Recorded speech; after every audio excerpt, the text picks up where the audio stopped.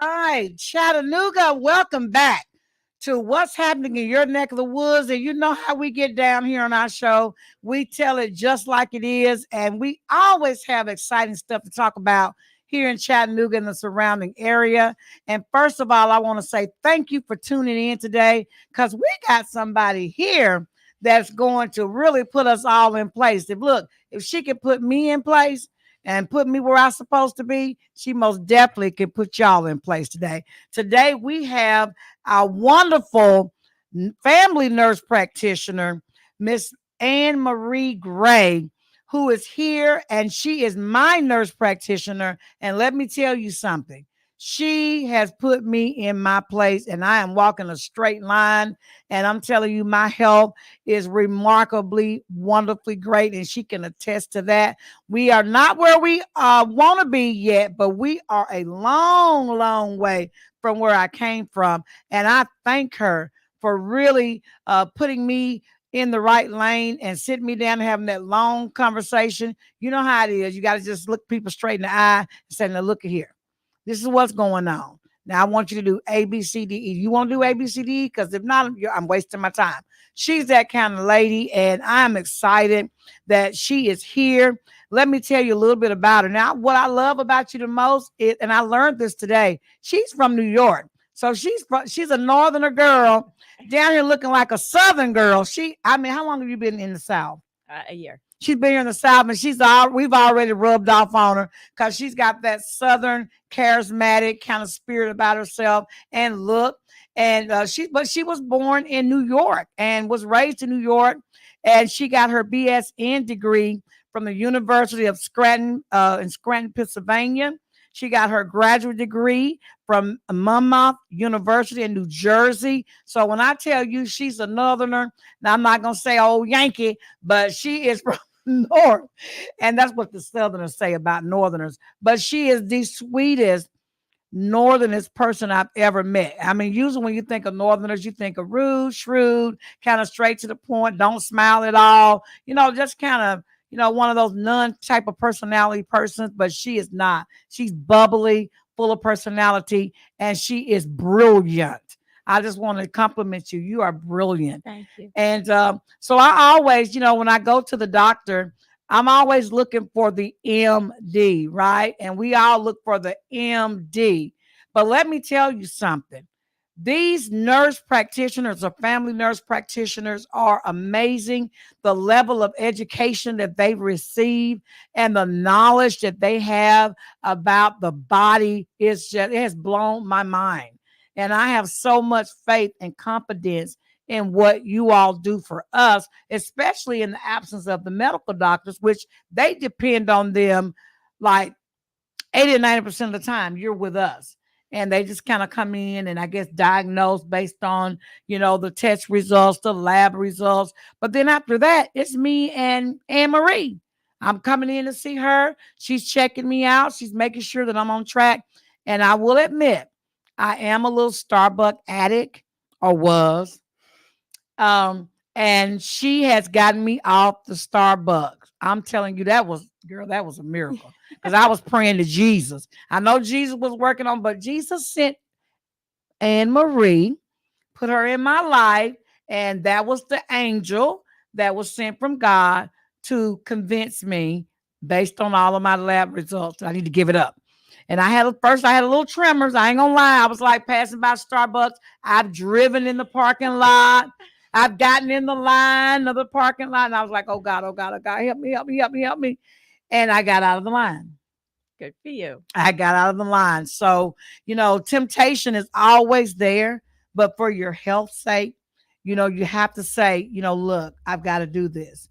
So we have brought her on today because she's going to enlighten you like she has enlightened me about all the things that we need to be concerned about, because diabetes is a killer. It's a silent killer. And, most of that is attributed to our lifestyle, our diet. Some of it is hereditary. We know that, but we can do so much to make it better and to come off most of the medication and that kind of stuff like that. But I'm not the expert in that. she is, or else I wouldn't have been coming to see her to help me. Y'all know I'm a dentist. So if you need your teeth fixed, you need some oral surgery, you come see me. But if your body is out of whack, you go see her, right? So we're going to turn it over to Miss Ann Marie Ann. I always get it mixed up. Ann Marie, to enlighten you and educate you on what's going on in her world or in our world with diabetes, with nutrition, and all those other diseases that you treat every day. All right. Thank you so much, Dr. Woods, for that super kind introduction. I'm very happy to be here. I'm very blessed to be a nurse practitioner because I get 2 paychecks every day. I get the one that's signed by my employer, as well as the human rewards paycheck, which I enjoy the regular paycheck to pay the bills, but I have to say I get a great deal more of satisfaction out of the human rewards paycheck, because it is so gratifying to me to have been given this gift by God. I truly see it as a gift to empower my patients to take care of themselves and not rely on the healthcare system. Yes. And when they do, they reach a much higher level of health. I call it a crisis right now. The majority of my patients have polypharmacy, meaning many medications. And I have never in my entire career as a nurse or a nurse practitioner had a patient say to me, "Oh, I'm on all these medicines and I feel great on them." It just has never happened. I don't perceive it ever happening. And it is my passion to prevent the only thing worse than suffering. And I start off many of my visits by asking my patients what the only thing worse than suffering is. And it never fails. It's almost like the patients all know each other. They'll say to me, the only thing worse than suffering is death. Death is awful, but it's really awful for our family and friends. We really don't know any better at that point. The only thing worse than suffering is what I see every single day at work, and it is unnecessary suffering. Our hospitals nationwide are full of it. I had a patient once say to me, "Well, what would necessary suffering be?" And I said, "Well, it would be very rare. For example, Dr. Woods, if you saw a child about to get hit by a car and you shoved that child out of the way and you got hit by the car instead, that would be an example of necessary suffering. The rest of it is all unnecessary. It results from what we're putting in our mouth, whether it be a poor dietary choice, a poor dietary beverage, a cigarette, a vape, alcohol, too much of it. You get the point. So it is my desire to help people just take care of themselves. God gave us these wonderful bodies and we can do it. I've never met somebody who can't. I've met a lot of people who won't. It's interesting that and I'm going to take you off a script just a little bit. You mentioned vaping. There are so many young people that they don't smoke the nicotine anymore. They're doing the vape because they think that's an alternative. Can you just kind of enlighten us to why it's not an alternative and why it is just as bad, surely, if not as worse as smoking a cigarette? Because there's so many young people. I know a lot of parents who find out that their kids, I'm talking about teenagers, are vaping. And so many people think that that's an alternative to smoking. Explain to us why you shouldn't be vaping. Or is cigarettes better than vaping, or are they about equal, the carcinogens involved in it? Can you enlighten our audience as to what's going on with vaping now? Sure. I personally am very concerned about vaping. It's in every high school in America. Yes. You're absolutely right. The young people have access to it, unfortunately. They're abusing it. 2 studies just came out of the University of Rochester. Regardless of when the person who chooses to vape quits, they have irreversible memory loss and irreversible loss of impulse control. Wow. And that is very concerning. Plus the fact that it's actually not a vape. If you read about it, it's being marketed as a vape, but a vape is actually an aerosol. And they would never market it as an aerosol because people would think of hairspray, and nobody wants to put hairspray in their mouth. Yes. So they make it cool by calling it a vape. And they did a very interesting study at NIH, and they took mice that were completing a maze just fine with no problems. Mhm. And they put them in a vape chamber. So obviously mice are not going to vape. I think they're too smart for that. No, I'm only kidding. So they put them in a vape chamber Yes. and forced them to vape, if you will, and put the vape into the chamber. And after just 2 weeks, now, by the way, that chamber only delivered them 150 puffs per day. That is nowhere near. That is a gross underestimate of what our young people are doing. They're between 900 and 1,000 puffs a day. So this is a gross underestimate. But wait to hear what happened. What happened? At just 150 puffs per day for 1 hour in the vape chamber, after just 2 weeks, the mice could not complete the maze. After completing it just fine before being exposed to this toxin. Wow. It is very dangerous. And I am personally seeing people not on the path to dementia with vaping, but on the highway. Did y'all hear that? You're vaping, you're on the highway, potentially, and I say potentially, to dementia. Definitely memory loss and tremors and all those things that come with neurological disturbances in your body. That is, oh my God. Without a doubt. So the flavorings are made in China. They're all proven to be carcinogenic. So you still have a very significant cancer risk. Mhm. And it's a shame that they're flavored because that's what entices the young people to start it in the first place. All the nice flavors that we love, cinnamon and all those other grapes, and they got apple flavor. Right. They got all those nice flavors. But as you know, without the brain, there is no body. Mm-hmm. So it's not like the vape affects the baby toe. Not that the baby toe isn't important, but you get my point. Yes. We make, this is an unbelievable number, but we make 35,000 decisions every day. You choosing just to sit like that as a decision. They really break it down in these studies. Yes, yes. So how are these people who are on the highway to dementia going to continue to make 35,000 decisions a day? I'm surrounded by plenty of loved ones, friends, Yes. wonderful coworkers. However, I really thoroughly enjoy making my own decisions. Yes, yes. And I think people take it for granted until it's too late. And when I talk to the patient who vapes, it is very sad because typically it is too late because they're listening to me. They're being respectful. They're making eye contact. Right. But so much of the brain is already shot that they can't really comprehend.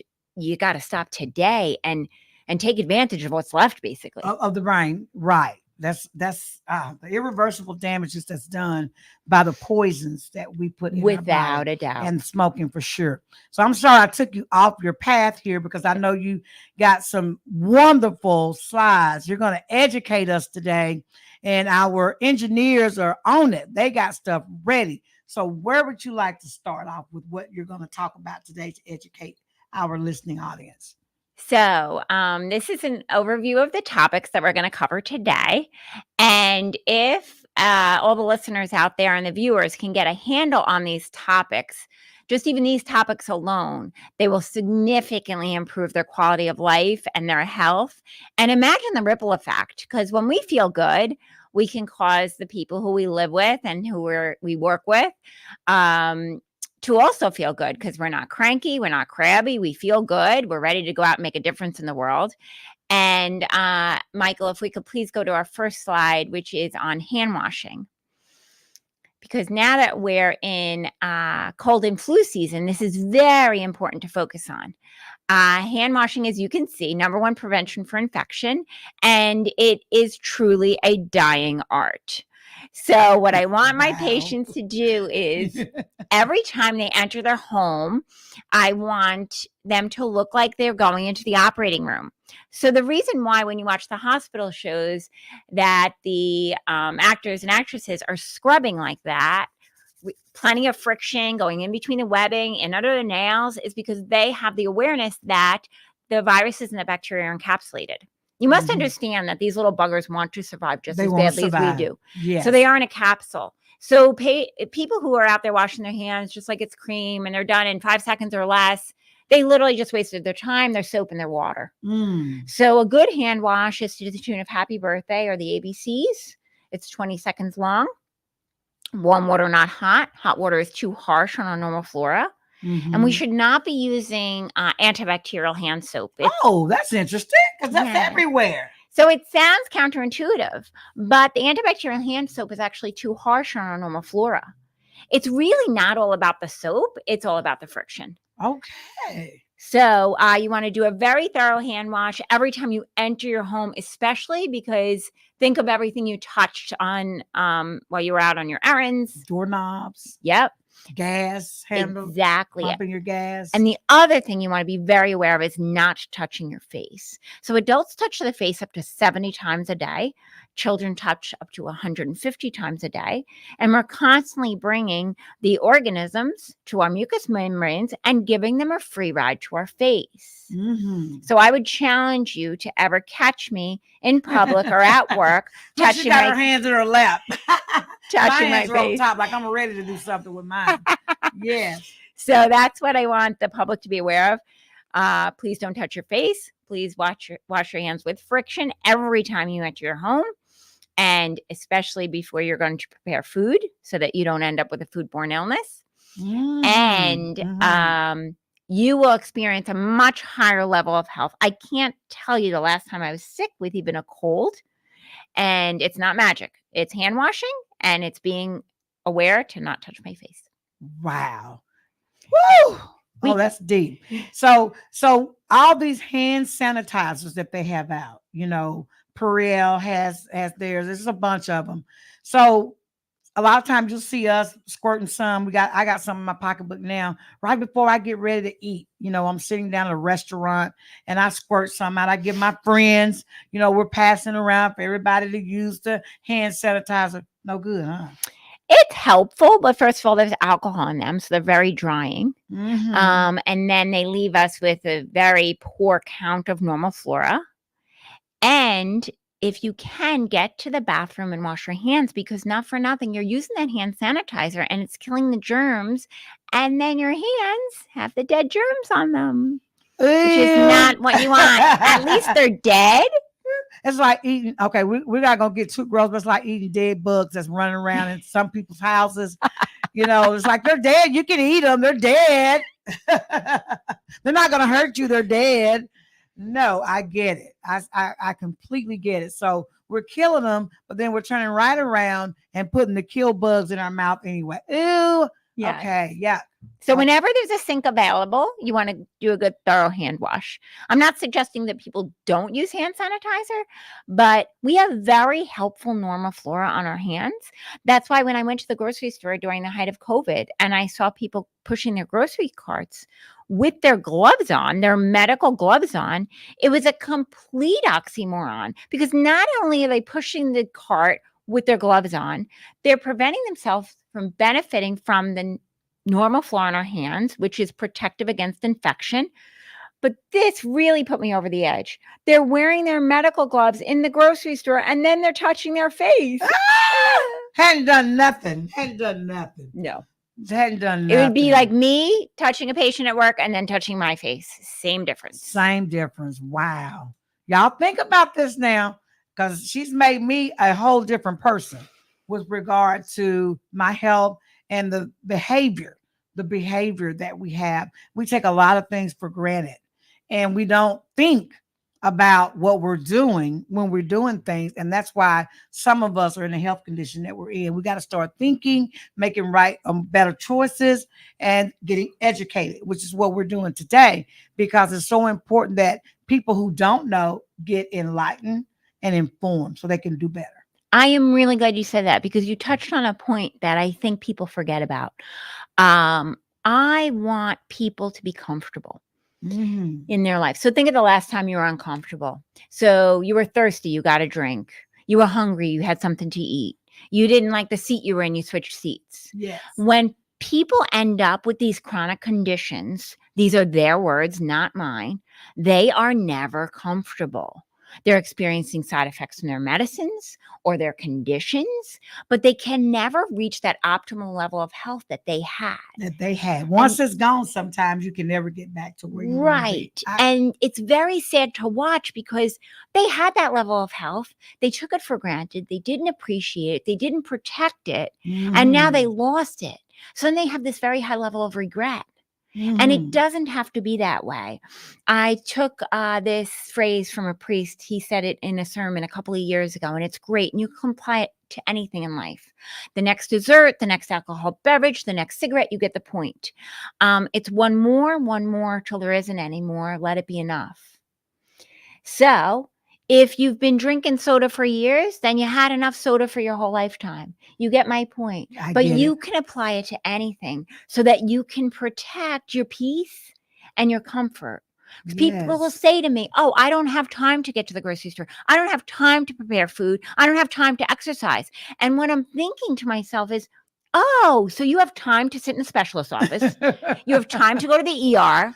You have time to argue with the insurance company. You have time to go to the pharmacy. Yes. So we're all going to decide where we're going to put our time. Prioritize what's important. Yeah, you're right. We got to do different. You got it, because you don't want to put time into unnecessary suffering.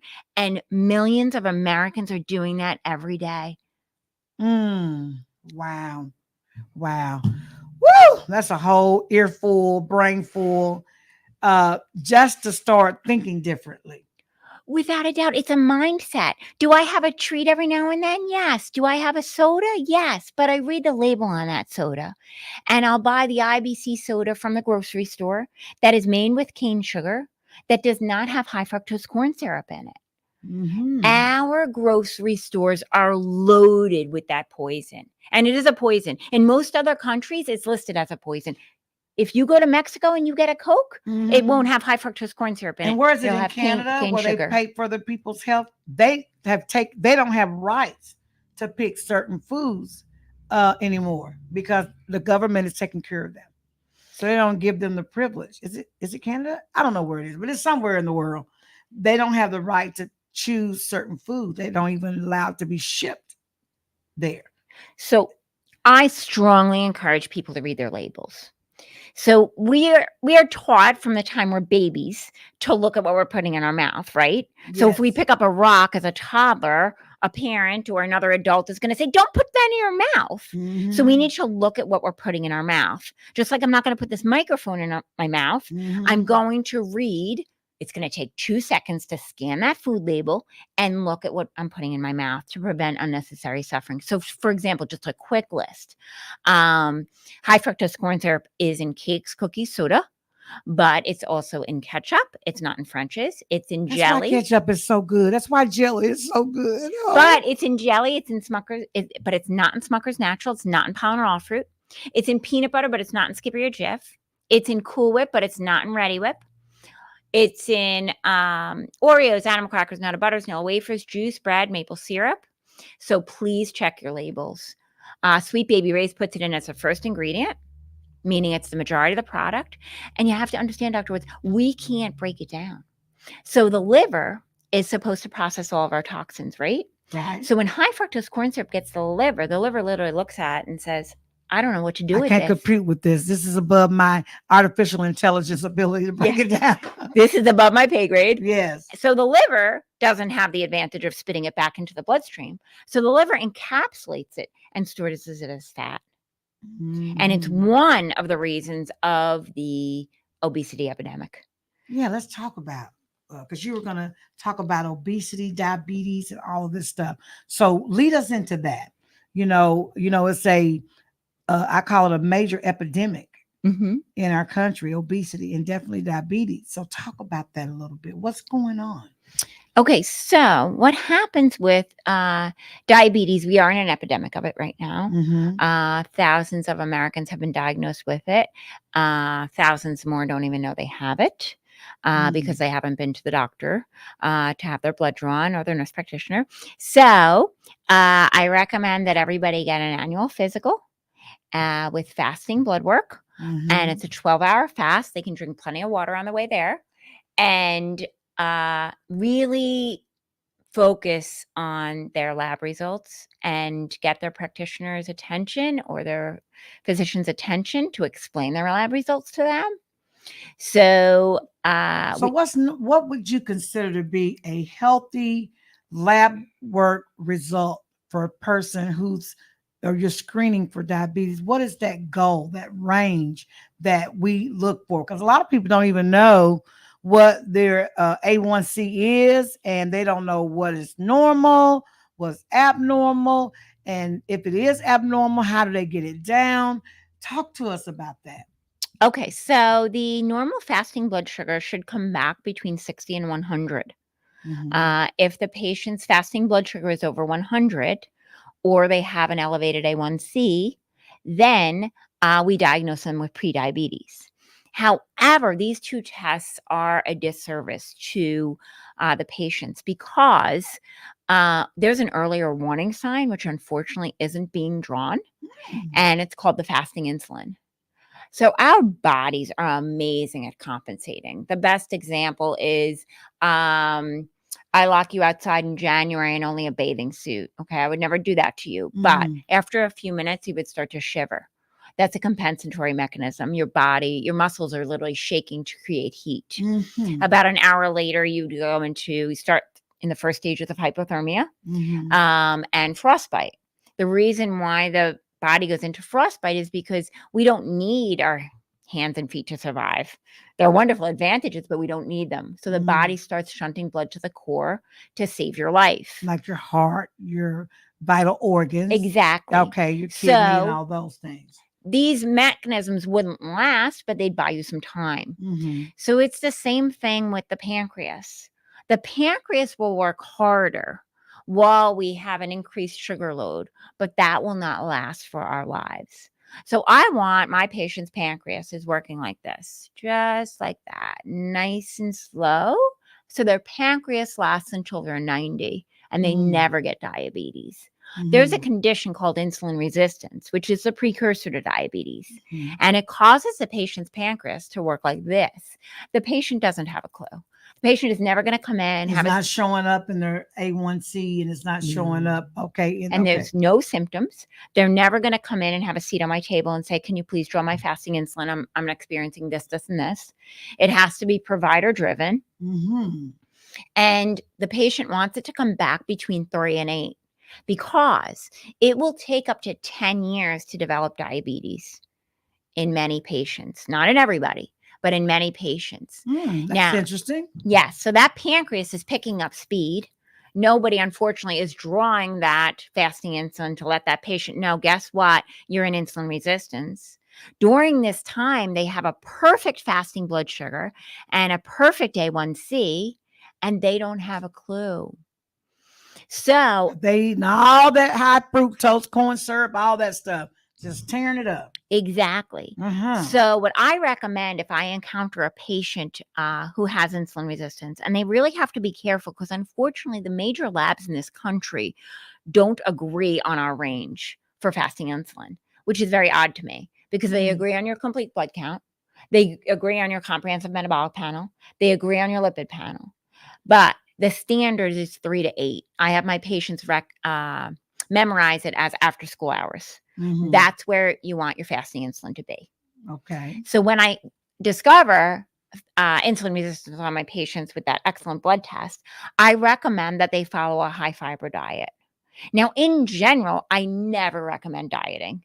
I have encountered thousands of patients through my career who have dieted. Do they lose weight? Of course they lose weight. However, they go off the diet and they gain it back. Sometimes twice as much weight. Yes. And some diets are very dangerous because, they have these high fat diets, low carb. I've had patients stroke on them. They've come in and I've said, what are you doing? And I said, your lipid panel is a disaster. That's your cholesterol and triglyceride panel. And they said, but look at all this weight I lost.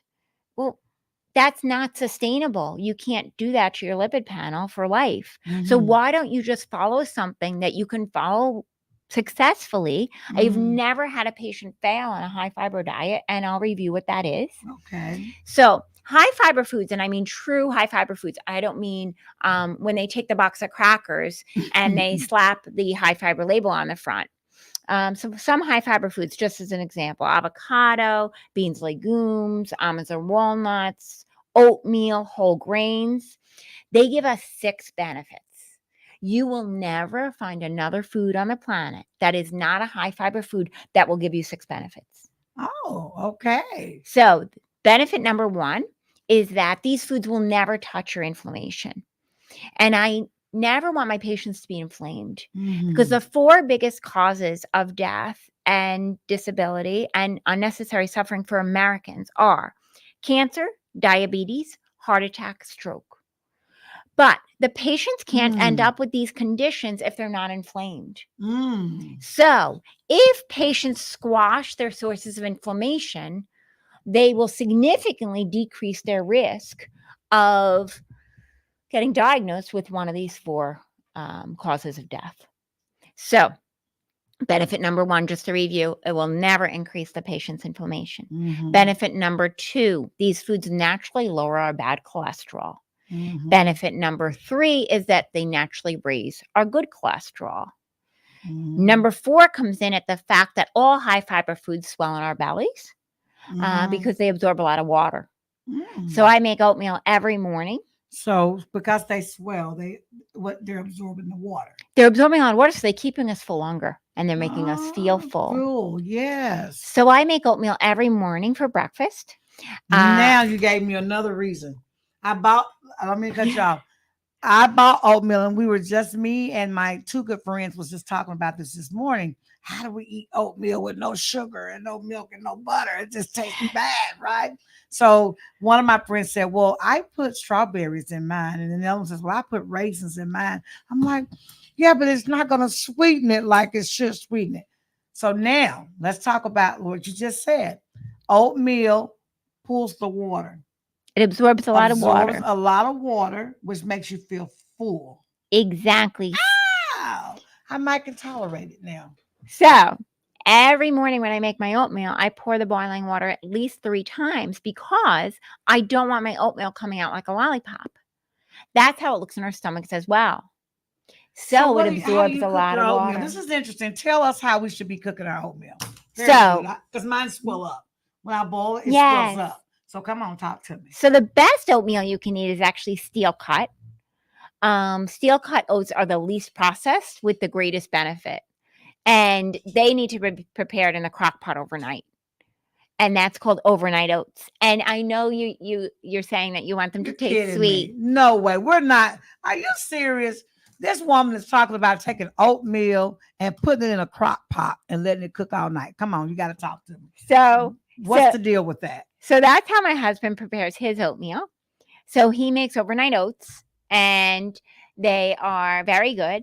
But on the nights and he makes them with steel cut oats, the least processed. Where do you buy the steel cut oat?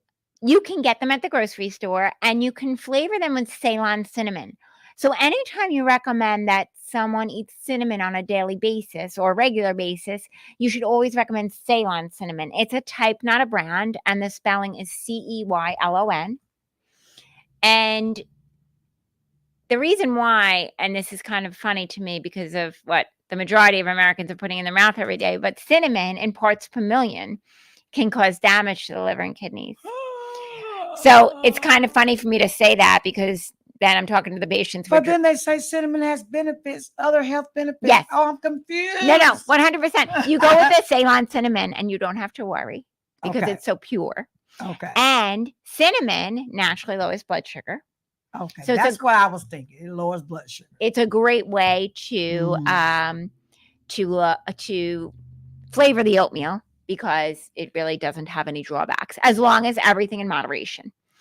So moving right along, I have to mention benefit number 5. Benefit number 5 from high fiber foods is the fact that due to the high fiber content, we can't completely digest that particular food. It sounds like a negative. Why is my nurse practitioner telling me to eat something I can't completely digest? It's actually a positive because if you can't completely digest it, it's gentler on your glycemic index, meaning your blood sugar. And then number 6 is probably my favorite benefit. And it's what people who don't follow a high fiber diet are missing out on the most, and it occurs in the gut. So we have to be very mindful of the fact that the science is changing, and we need to treat the mind through the gut, meaning the intestines. So this is just the tip of the iceberg, but we have 5 times more serotonin receptors in our gut than we do in our mind. So you see, there's 50% of Americans are on an antidepressant. I wonder what would happen. Yeah, I was going to tell you to explain that to our listening audience because they don't know what the heck they don't know what serotonin is. So talk to us about how does serotonin work in the body? Now you're saying there's 5 times as much serotonin in our gut than in our brain. What is the purpose of serotonin? So serotonin is the happy hormone.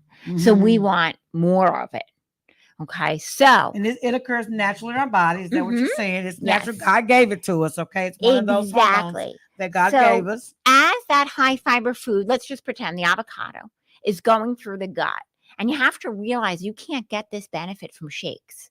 So a lot of people are making shakes now. And shakes, I'm not going to call them pre-digested because it's not like they're in somebody's mouth before they're in ours, but they're broken down. And when shakes go through the intestine, they just swim through. When the avocado goes through, this is the gut working on it, okay? Peristalsis. The gut really has to work very hard on high fiber foods. During that time, very powerful and positive neurotransmitters are being sent from the gut to the brain. And people who are eating fast and fried, processed, packaged shakes are missing out on this amazing benefit. And I can't even tell you what it does for my mental health to follow a high fiber diet. I feel good. I feel positive. I feel ready to face the day. And for my mental health, it's wonderful. So some of this depression, I know you didn't come on to talk about mental health, but some of this depression that we're seeing in our country is because people's diet is not good. 1,000%. And they're not, the serotonin that's in the body is not being released or activated because they're not eating the right food. So it's not triggering the neurotransmitters in the brain because the serotonin that's in the gut don't get to activate. Exactly, 100%. I get it. So. Okay, so we got to activate the serotonin, y'all, that's in the gut by eating a higher fiber diet, which the serotonin, once it is activated, will send a signal to your brain to say, be happy, instead of be sad, gloomy, depressed. Correct? 1,000%. Oh, wow. And that's amazing. Only because it came up when we're on our phones, and a lot of us are on our phones a lot, and this is very concerning for children who are provided with phones or tablets. When we're on our phones, we're looking down, and this is a very depressed position. So if you came in today to greet me, and let's just pretend I didn't have my phone, and I was sitting there like this, you would think, oh, gee, what's wrong with AnnMarie today? Why does she look so bummed out? So we have to be very aware of our position because our body reacts to that. So when we're spending the majority of our day or a huge chunk. Let me sit up straight in my chair. In that position. So I even joke with my patients. Now I can't look down, y'all. Don't look down. So we have to be mindful of how much time we spend on our phone, especially in that position. I joke with my patients, but I want them to text up here because then they're looking up. And for children, it's very dangerous because children grow very, very quickly, as you know. Yes. And I have had so many children on my exam table that I've said, okay, just sit up for me now. And they make that motion. However, it is very sad. They are already locked. So during that rapid brain growth that children experience, it's akin to you going home right now and making a candy cane cake. You pour the batter into the candy cane pan, you're getting out a candy cane cake. There's no way around it. When these children spend the majority of their day in that curved position, they end up with a curve right here that is permanent and they are locked and there is no operation and there is no surgery to remedy that. You know what? A tree does that. If a tree is growing and while it's still, a certain age and it's bendable, you can start bending it or pulling a certain way. It'll grow that way. You got it. And you can't, if you try to straighten it back up, you'll break it. That's right. So these children are getting Ooh. locked. It's very sad. So my message to parents is to realize that the phone's very dangerous for children, and they didn't grow up with it. And it's akin to me walking around with a television in front of my face when these little kids are going everywhere with their iPads. And nobody forces us to have children. So if we make that decision to have a child, then we should make that decision to want to interact with them. Because the rapid imagery and the bright flashes of light are very harmful to the young brain. And what is also very important is that the prefrontal cortex right here develops until age 8. So it's not only the fact that the children are watching something that's right here, very bad for the eyes as well. Think about it. We're not that different from caveman. We do dress better, but the way we were built is for distance vision. Look at the antelope, look at the moose. I'm going to shoot that next. That's how caveman was. What happens is when we look at a device this close to our face, our eyes have to converge onto it. And we have to hold that position. You and I do it as well. However, Yes. you and I aren't growing. You get the point. Right, I do. It is akin to me handing you 5 grocery bags in each hand that are full and asking you to hold them for as long as that child is on that device. And after a while, you'd be like, AnnMarie, this is really difficult. That's what the eye muscles are doing while that child is holding that position and those eyes are converging onto that device. Wow. And back to the prefrontal cortex. It's not only the fact that everything that I mentioned that was harmful. I really haven't encountered too many children who are on devices who are watching National Geographic. My point is that these shows that these children are watching are only stimulating the emotional center of the brain.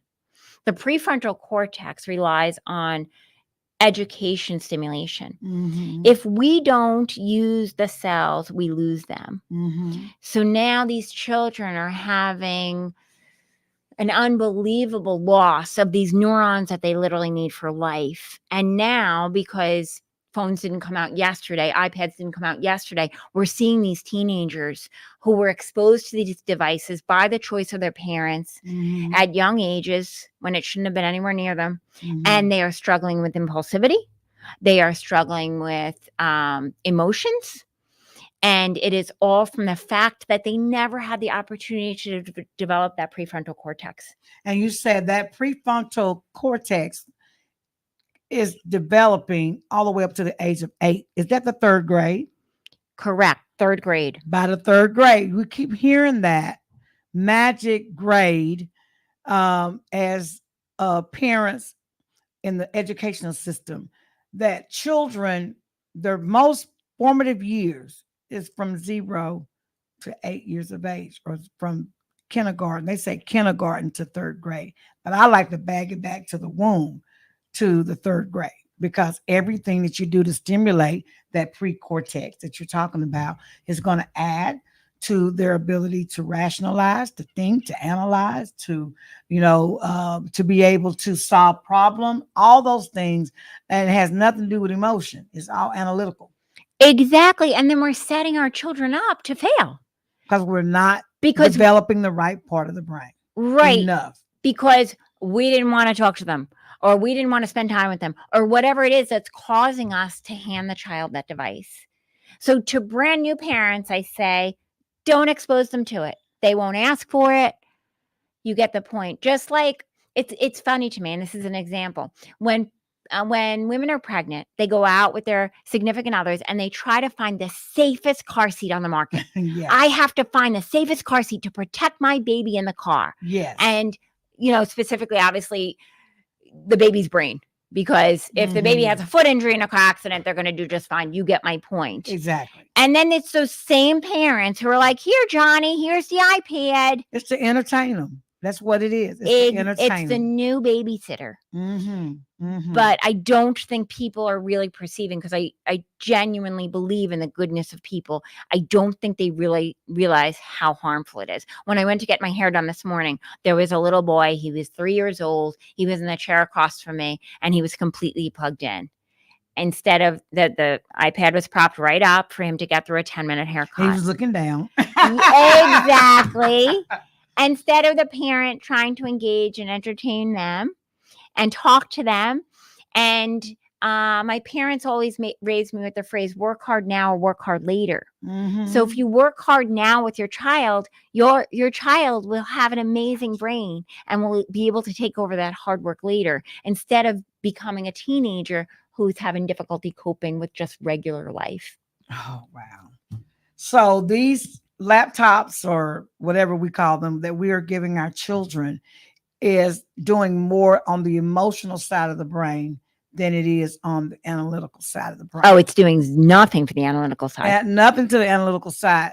So that's why our kids are having such a problem with dealing with emotions. Exactly. And impulsivity and everything else that the brain is expected to do. And when you think about it, this is the first generation of parents that is more than happy to hand their child the equivalent of a television. When I was growing up, it was called the boob tube. And it's the culture of their home. So the culture of my home is, I know the damage of it. Do I like to watch TV? Of course I like to watch TV. But the television does not go on in my home. I have 5 sons, from Monday to Thursday. On Friday and Saturday and Sunday, we'll watch a program as a family, but it's wholesome. It stimulates their brain, not just the emotional end of it. Mm-hmm. It causes them to think, and then you get the benefits. So I'm going to be nosy. So what kind of TV programs do you like to share with your kids? Like, you can just name a couple of them. Like, example, what do y'all mostly watch? So to be honest with you, they're mostly DVDs from Goodwill. Mm-hmm. So, because then I don't have to worry about the commercials, because a lot of the commercials today don't agree, or what is the word? They're not in step with our Christian values. I got you. Okay. So when you pop a DVD and you don't have to worry about the anti-Christian commercials. I got you. And as far as TV programs go, oh my gosh, I know that the majority of society is not watching them, but like, we will literally watch The Lone Ranger. Okay. Or we'll watch Lassie. Okay. Because the shows are so different now. Yeah. So Lassie, for example, there was always a message. And life lesson. Exactly. And now you'll notice, when we were growing up, the parents were on the screen the whole time and the children came and went. Now that I see these shows in the waiting room of my offices, the children are on the screen the whole time, and the parents are mocked on the way in and they're mocked on the way out. And years ago, my sons would come home from school and they would say, oh, this one's watching this and this one's watching that. And I would say, but I'm not going to make my job harder as a parent. Pump this into your head. Even though you gotta save them. Parent against that. There's no point. So it does take a little more time to find something that's wholesome on the TV. I remember when we were growing up, my parents just didn't want us watching one show, Three's Company, just because it was like low class. And now it's the opposite. I was thinking that now there's really only one show that I want my children watching. Whereas when I was growing up, it was one show to stay away from. Right. So it's kind of sad how society's changed, but what are you going to do? You just have to protect your family from messages that you don't want them receiving. Yes. Oh, wow. So what else? So if we can just go back to the slides, that would be very helpful, Michael. Can we please go to the slide after? Yes. So just a review. It's a state of complete physical, mental, and spiritual well-being. So it's not just I'm sick, but it's I feel great and I'm at the optimal level of my health. And I just want to touch on the spiritual well-being because whenever I ask my patients to make the lifestyle changes, I'm going to tell you right now, the patients who succeed are the patients who are spiritually grounded. So for me, it's prayer. For others, it could be yoga or meditation or nature walks. It has to be an activity that they can go to immediately. So I'm very lucky. You can pray anytime, anywhere. Right. So I say to the patients, when you feel like you're going to make a bad choice, like get in the car and go for fast food or something, do some yoga poses or meditate. And say, is this really what I want to do? Because I would say the majority of my patients are motivated to make the lifestyle changes. Motivation is great. However, we need something when we don't want to lace up our sneakers and it's pouring out. Right. We need help. We need that supreme being or whatever it is spiritually to grab a hold of us and say, no. Right. Yeah, I got it. What has to come above, in my opinion, motivation is determination. Mm-hmm. And the patients or the public needs to say to themselves, you know what? I am determined to not feel this way anymore. And anything worth having is hard work, period and finished. I mean, look back on your own career. Anything worth having is hard work. Absolutely. So expect it to be difficult, and you'll be more likely to succeed. And can we please go to the next slide?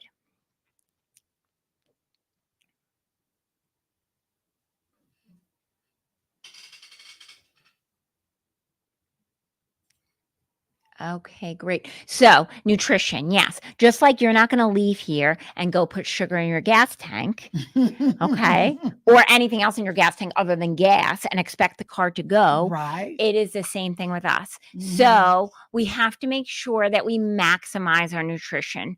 Can we please go to the next slide?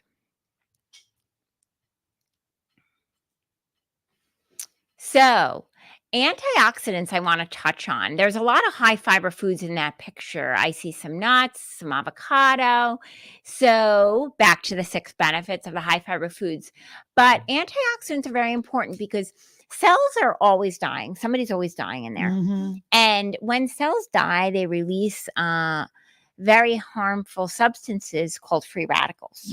Free radicals, period and finished, cause cancer. Antioxidants are really cool. They grab them. Yes, they actually look like Pac-Man, and they circulate through the bloodstream around our bodies, and they eat free radicals. So if you ever go on the American Cancer website, they'll want you to have blueberries with your breakfast, broccoli with your lunch. You get my point. Yes. So that you constantly have antioxidants circulating in your system to eat up those free radicals. Now we got more reasons to do broccoli for those who don't like broccoli. It is a antioxidant, or it grabs the free radicals, which helps to prevent cancer. Exactly. And can we please have the next slide? Go back one. So the high fructose corn syrup, you know how I feel about it. And you don't have to give up anything. You just need to switch brands and help me hit these companies in the pocket. Because as long as we keep buying it, they're going to keep pouring it in. So like I said, listed as a poison in other countries, significant cause of fatty liver disease, which fatty liver disease, first of all, fatty liver, very difficult to burn the fat in the liver, number 1. Number 2, leads to other diseases. And when the liver gets sick, we're in big trouble, because think about the liver's job. It's to detox us. So if the organ that is removing poisons from the system is sick, we're in trouble. We're in big trouble. Yes. And can we please have the next slide? Okay, so I really want to emphasize reading the food labels. The first trip to the grocery store will be tedious. However, after that, you will memorize your brands like I have. I also want to touch on dyes. They're dyeing our pickles now. They're putting yellow dye in our pickles. So Halloween is coming. So what you want to do is you want to stay away from foods like Starburst, Nerds, Skittles, the foods that are unnaturally dyed. Just as an example, yellow dye, it comes from coal tar. It comes from asphalt. And now they are dyeing our pickles. Why don't you leave the pickle alone? The pickle is green, and I'm fine with that. So some companies do dye with turmeric. So is it any pickle that's safe out there? Any brand of pickle that we can get that don't have, what'd you say, tar in it? Yes. So yellow dye comes from coal tar. It comes from asphalt.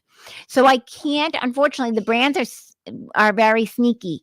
So they will write no artificial dyes on the front of one label of pickles. And then their brand still on that next jar next to them will have the yellow dye in them. So they'll make money off of the fact that they're doing the right thing and not putting the yellow dye. Then they turn around and make money off of one that's bad for you. You got it. So please check your pickles. And next slide, please. Wow. Woo. I'm getting educated today. We got 1 minute left. Okay. So the reason why I want patients to prevent diabetes is diabetes attacks the microvasculature. So the tiniest vessels in the body. So real quick, because I know we only have a minute left, but If you go home right now and you take a granule of table sugar and you put it on the counter and you look at it with a magnifying glass, it looks like a piece of sand. It's sharp with coarse edges. And that's how the sugar attacks the system when we have insulin resistance and diabetes. So think of the body. So the brain has microvasculature, meaning tiny little vessels. And if you want, we can make the screen big again. No, yeah, make it big. Can you make it big? Make us big, yeah. Can you make it bigger? You can take the slide off now. So you want to think of where the microvasculature is in the body. So for the brain, what do you see in diabetic patients? Stroke and dementia. Because as those sugar molecules are coming through the microvasculature, they're literally shredding it. Oh, wow. Then you look at the eyes and you see blindness for diabetics. It is the number one cause of heart disease. It beats smoking as the number one cause of heart disease because of the microvasculature in the heart. And then we go down to the kidneys. And you would never walk into a dialysis center anywhere in this country and pull a chart and not have it be a diabetics chart, because the vessels of the kidneys have microvasculature. And those sugar molecules are just like razor blades shredding those vessels. And then you go down to the feet. And that's why diabetics lose their feet and their lower legs, because that's also microvasculature. Tearing it up. The sugar just beating the crap out of our blood vessels. Y'all hear that? Did y'all hear that?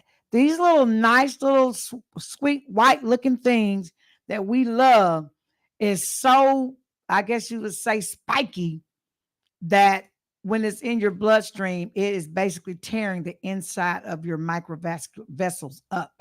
And that's why we're losing limbs and things of that nature. This is crazy, causing strokes and all of that kind of stuff in our brain. The blood vessels just can't handle it. It's just tearing them up. Yes. And it is such a significant cause of unnecessary suffering. Women are only allowed to have 24 grams of sugar a day. Men are allowed 36 grams of sugar a day. I am not recommending that either gender reaches what they're allowed, but you get my point. One can of soda, you're done. You're done for 2 days. Oh my God. One can of soda, you're done for sugar for 2 days. Another reason we got to give it up. Starbucks, give it up.